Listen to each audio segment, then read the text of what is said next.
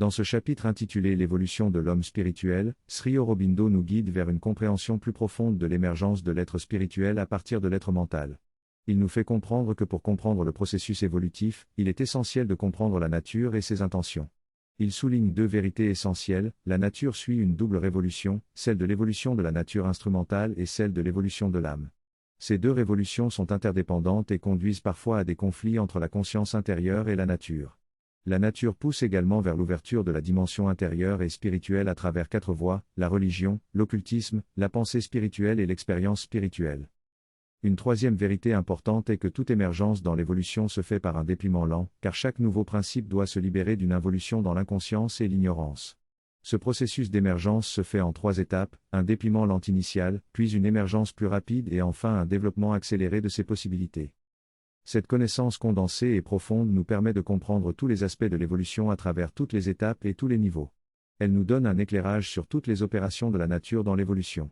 En comprenant ces trois grandes vérités, nous pouvons analyser n'importe quelle situation dans le monde, dans la société humaine, dans les cultures et les civilisations, et comprendre pourquoi les choses se déroulent de cette façon et ce que la nature cherche à réaliser. Dans cet extrait, l'auteur décrit les trois étapes de l'évolution qui rendent chaque étape difficile: inconscience, ignorance et conscience véritable. Au départ, la conscience est obscure et ne sait même pas qu'elle existe, puis elle passe à l'ignorance où elle a une connaissance partielle et déformée. Ensuite, elle émerge vers une conscience plus complète, capable de reconnaître son ignorance.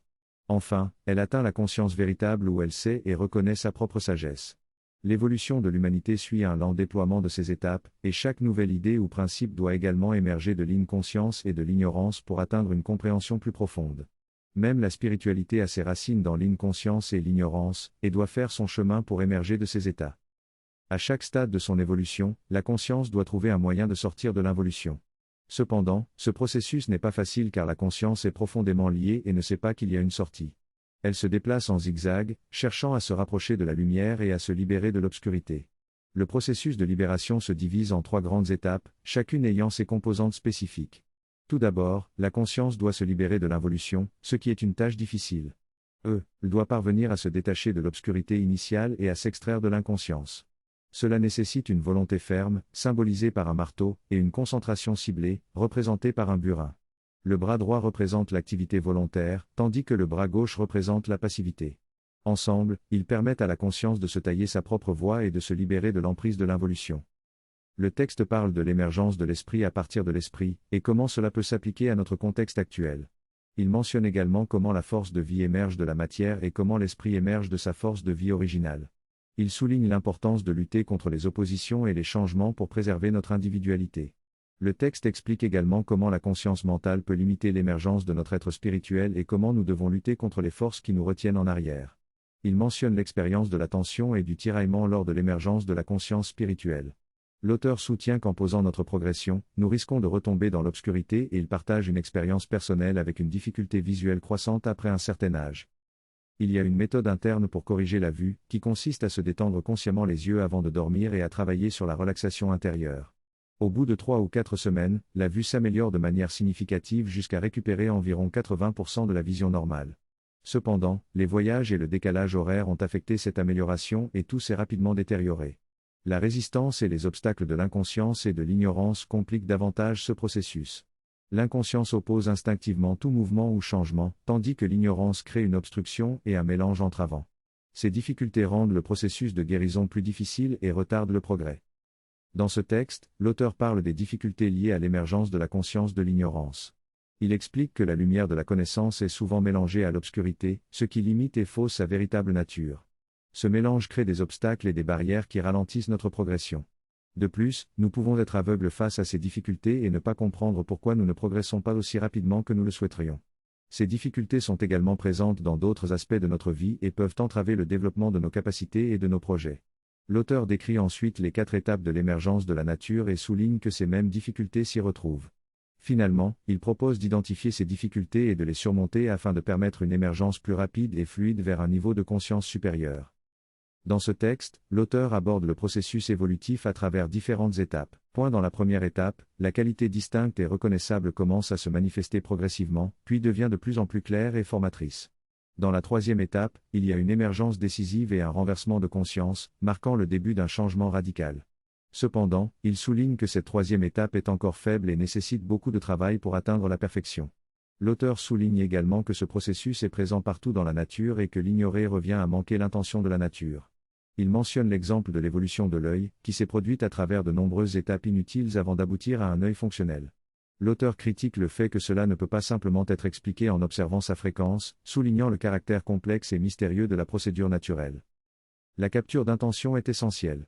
Ne vous préoccupez pas trop des processus réels utilisés par la nature, car elle peut trouver d'autres processus et les labyrinthes en eux-mêmes ne sont pas si importants.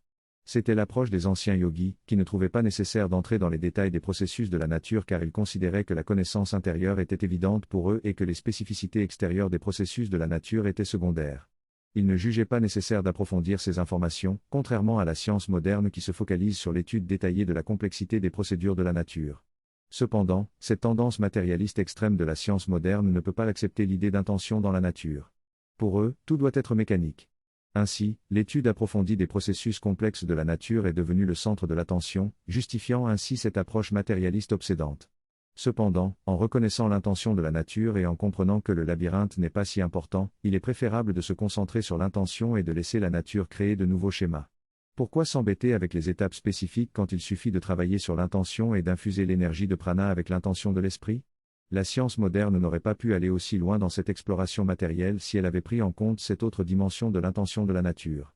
En résumé, la nature pousse progressivement vers la surface une réalité submergée et vague. Au premier stade, il y a des indices incomplets de ce qui est à venir, de petits éléments rudimentaires et des apparences insignifiantes. La nature confirme cette tendance vague et urgente et la pousse vers la surface. Il y a une réalité plus profonde derrière les apparences, et c'est cette réalité que la nature cherche à révéler. Dans cet extrait, l'auteur parle des personnes obsédées par leur santé et les activités liées à cela. Il mentionne que ces personnes font des choses étranges, comme boire des jus d'herbe de blé et faire de l'exercice tous les jours. L'auteur lui-même ne comprend pas cette obsession et pense que l'exercice n'est nécessaire que lorsqu'un médecin recommande de se rétablir. L'auteur explique ensuite que l'exercice et les activités physiques font partie d'une tendance naturelle des individus à se dépasser et à se libérer des limitations de la nature. Il mentionne différentes formes d'exercice, y compris l'exercice isométrique, qui consiste à exercer les muscles sans bouger. Il souligne également qu'il existe de nombreuses approches et techniques spécialisées pour améliorer son bien-être et renforcer son corps. Ensuite, l'auteur aborde la notion de l'urgence vague qui pousse les individus à changer quelque chose dans leur vie. Il explique que cette urgence se transforme ensuite en une tendance plus claire avec une direction précise. L'auteur suggère que la nature pousse à la surface des réalités occultes et subliminales qui étaient précédemment enfouies dans l'inconscient. Il utilise une analogie de main dans l'eau pour expliquer comment ces réalités émergent et se manifestent progressivement. Lorsque ces réalités émergent pleinement, elles sont libres de se développer et d'influencer leur environnement. En fin de compte, l'auteur souligne le degré de perception de ces réalités émergentes, allant de l'occulte, complètement caché, au subliminal, perçu indirectement, et au submergé, perçu d'une manière plus tangible. Dans ce texte, l'auteur explore la manière dont les forces subliminales agissent en nous et nous poussent à élargir nos horizons de connaissances et d'expérience. Il souligne que ces forces sont encore largement occultes, mais qu'elles commencent à se manifester de manière subliminale. L'auteur mentionne également les signes comme représentation inférieure ou déformée de la réalité, servant d'indice quant à ces forces internes. Il affirme que comprendre ces forces est essentiel pour ne pas se perdre dans le labyrinthe de la vie et pour saisir les intentions de la nature elle-même. De plus, il soutient que ces observations ont des implications non seulement pour le développement psychologique et spirituel, mais aussi pour les sciences physiques. La première étape est caractérisée par des signes subtils et à peine perceptibles de ce qui est à venir. Ces signes sont imparfaits, rudimentaires et semblent insignifiants. Ils sont comme des quantas, de petits éléments qui ne peuvent être réduits davantage. Ces premiers signes sont à peine visibles car ils sont retenus par la nature du médium. Cependant, ils sont importants car ils sont le point de départ d'un processus de développement plus grand. Dans cette première étape, il y a une tendance profonde à élargir les horizons, à expérimenter de nouvelles choses et à rechercher la liberté. Cela se manifeste chez les enfants d'aujourd'hui qui sont attirés par des activités aventureuses et excitantes. Ces activités sont les prémices d'un mouvement plus vaste vers une maîtrise totale de soi, où l'on peut tout faire sans crainte. Cependant, ces premiers signes sont souvent réprimés ou ignorés. Ils sont perçus comme grossiers, rudimentaires et sans importance. Pourtant, ils sont le point de départ d'un processus d'évolution plus grand. Si on essaie de les bloquer, une rébellion se produit. Ce processus de développement peut être appliqué à différents domaines, comme la religion, l'occultisme, la pensée spirituelle et l'expérience directe. Dans chaque domaine, il y a une première étape de signes subtils et imparfaits, qui sont le point de départ d'un processus de développement plus vaste. En conclusion, ces premiers signes sont importants car ils sont le début d'un mouvement vers quelque chose de plus grand. Ils peuvent sembler insignifiants et imparfaits, mais ils sont le point de départ d'un processus de développement plus vaste. Il est donc important de les reconnaître et de les cultiver pour permettre une évolution future. Lorsqu'on commence à reconnaître une plus grande puissance divine, on ressent une révérence et une proximité avec cette divinité. Cela se produit en premier lieu de manière soudaine, presque insignifiante, mais soudainement présente. C'est la première phase de l'émergence. Ensuite, des éléments reconnaissables commencent à se manifester, avec des signes vagues et des tendances qui indiquent que quelque chose est en train d'émerger. Ces débuts imparfaits et rudimentaires peuvent être présents dans les formes plus anciennes de religion, mais avec le temps, ces éléments grossiers sont éliminés et la religion évolue vers une forme plus raffinée et plus universelle. Cependant, certaines formes plus primitives peuvent toujours subsister, comme on peut le voir dans le cas de l'islam. Certains musulmans restent attachés à des éléments grossiers, tandis que d'autres s'efforcent de se raffiner et de se purifier, comme le font les soufis. Il y a donc une lutte entre ces deux tendances. De même, l'occultisme suit un schéma similaire, avec des superstitions à l'origine qui sont ensuite organisées en connaissances plus profondes.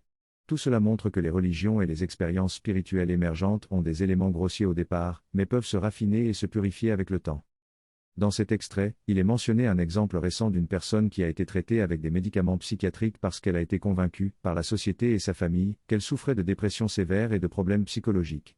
Cependant, après une discussion approfondie, il est conclu qu'elle n'a en réalité aucun problème, mais qu'elle est simplement en désaccord avec les valeurs qui lui sont imposées par la société. L'auteur souligne qu'il y a une tendance spirituelle profondément enracinée en elle, qui la pousse vers le spirituel mais qui est souvent réprimée par les circonstances sociales. Si cette tendance n'est pas suffisamment prise en compte ou adressée, cela peut conduire à des erreurs d'interprétation et à des traitements médicaux inappropriés. Il est suggéré qu'il est nécessaire de mieux comprendre et articuler ces tendances spirituelles dans la société. Dans une deuxième phase, l'auteur mentionne que ces tendances se manifestent d'abord de manière partielle, puis deviennent de plus en plus perceptibles et reconnaissables. Finalement, elles émergent pleinement dans la conscience, mais n'ont pas encore développé tout leur potentiel. En résumé, l'extrait met en avant l'importance de reconnaître et de soutenir les tendances spirituelles des individus, plutôt que de les considérer comme des problèmes psychologiques, afin de permettre leur épanouissement complet. Le narrateur décrit une grande formation dans laquelle l'élément de l'égalité était présent.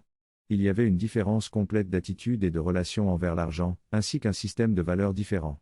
Une tendance naturelle à suivre un mouvement d'épanouissement était également présente, avec un profond plaisir dans les actions qui apportent une satisfaction plus profonde. Ces différents éléments ont finalement conduit à une poussée plus caractéristique et reconnaissable, créant la possibilité d'un changement radical de conscience. Cependant, il est souligné que ce changement radical nécessite encore beaucoup de travail et de croissance vers la perfection. Le texte invite à appliquer ces étapes et ces nuances à notre propre expérience spirituelle, afin de reconnaître les inclinations et aspirations spirituelles depuis l'enfance. En enseignant la valeur de cette aspiration spirituelle aux jeunes enfants, ils pourront éviter bien des difficultés inutiles. L'auteur conclut en soulignant l'importance de reconnaître ce processus dans la nature et de ne pas l'ignorer.